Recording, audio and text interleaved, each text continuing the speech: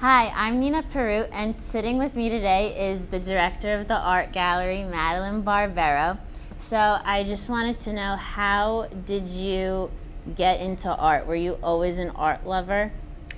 No, I don't even know that I'm an art lover now in the sense that you would expect me to be, because as a gallery director, I'm the kind of person who would always go to museums and just go right to the gift shop. Like, that's my favorite thing. As you see, we have a gift shop here because of me, because I really was never a visual arts person. I was a musical person and a theater person.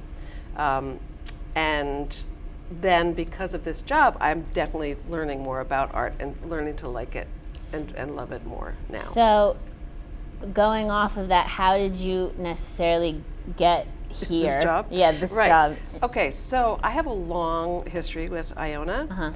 And I used to be, they knew that I was a theater person, they knew that I was an arts person, and like artsy person, because I used to, I sang and I ran the choir for 20 years, and I was in plays when I went here as a musical theater person. I directed the singers for a while. Like, I did a lot of music-y stuff.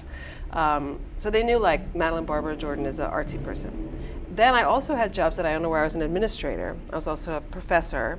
So, and I knew Iona really well from being here for so long in different jobs. So they knew I was an administrative kind of person and an artsy kind of person. And they needed somebody to be a full-time gallery director and run the Council on the Arts. So they thought, well, she's artsy, she's good at She's organization. a little bit of both. She's a little bit of both, Yeah. She'll be able to do it. But I said, I don't know anything about art, visual art. They said, you'll learn. So that's what I've been doing. But it turned out really good, because I'm like you guys, Yeah. Not a lot of the students that don't really know a lot about visual arts, so it has to get my attention. If it gets my attention, I'm thinking then students might be interested. So, and I have no ego involved with it. Like, if it was something like a musician coming, I'd be a little bit really critical, because that's like my area more. Yeah. But here, when I just go, make it interesting to me, and then we'll bring those exhibits in, and then the students might be interested. So, speaking about art that is interesting for both students, and I know residents of New Rochelle, or anywhere for that matter, could come into the art gallery and just like take a glance at everything. Yeah. So, is all the artwork here work by students, or how does that really work? So that is the question that probably we get most. People come in and they look around, they go, oh, is this all by students? And it's professional curators and professional artists. We have one student show a year, which is the last show of every year. So we do 4 other shows. People submit, professional artists and curators submit works to the Council on the Arts, and they come up with like a theme. And we're looking for shows that we think students will like, and also variety. Like, this one's photography. The last one was More Fun Than Fun, which was just like crazy That little one was very tiny interesting, things. yeah. It was fun. Last year we had something with like inflatable sculptures that were like big balloons. I don't know if anybody saw that one.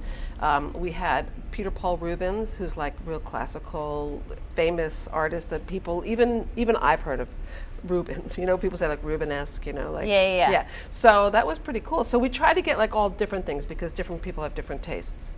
But they're real artists.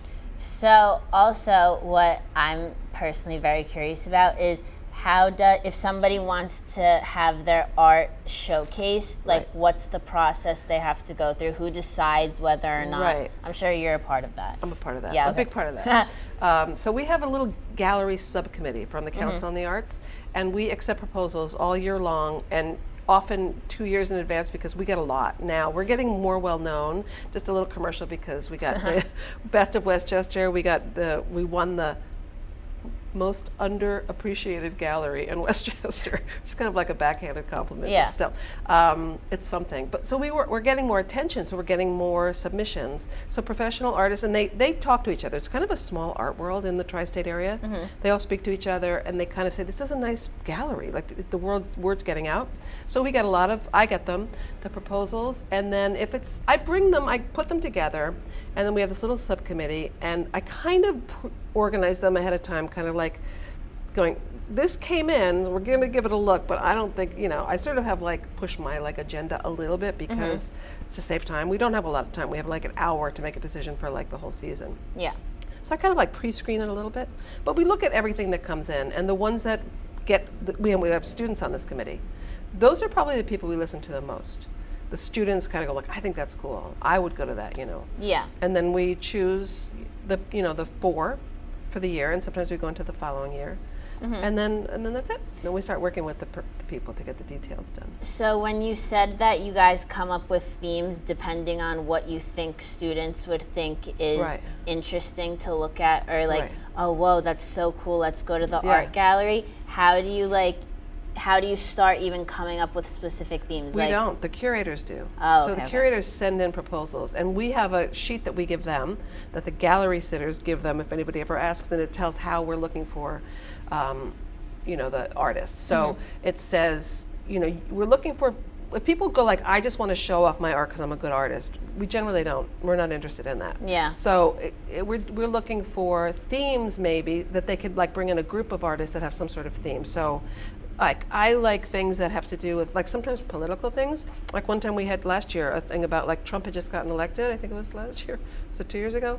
But we had it was called, I don't remember what it was called, but it was we weren't allowed to call it anything with Trump because we didn't want to offend anybody, because lots of people, are Trump supporters, as we know.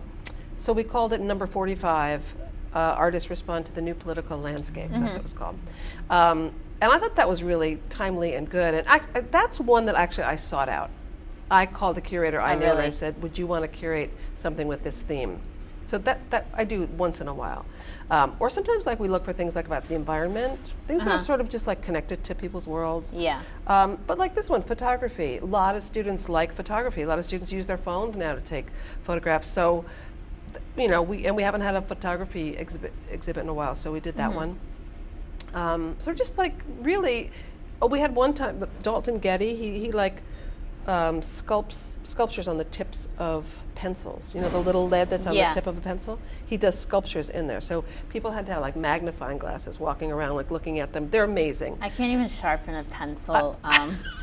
Yeah. Like we may not be giving you an exhibition, but I want to show you some of this stuff because we have photos of that, but it's like really cool. Students, they love that one. Because it's cool, because it's different, That's so cool. I definitely would want to check that out. Yeah, we've had him here twice, actually, because I've been here like 14 years, and he was so popular that we had him back twice. We'll probably have him again at some point. That's amazing. Yeah. Well, I'm Nina Purut, and this is a little glimpse into the art gallery and Madalyn Barbero's life as the director of the art gallery.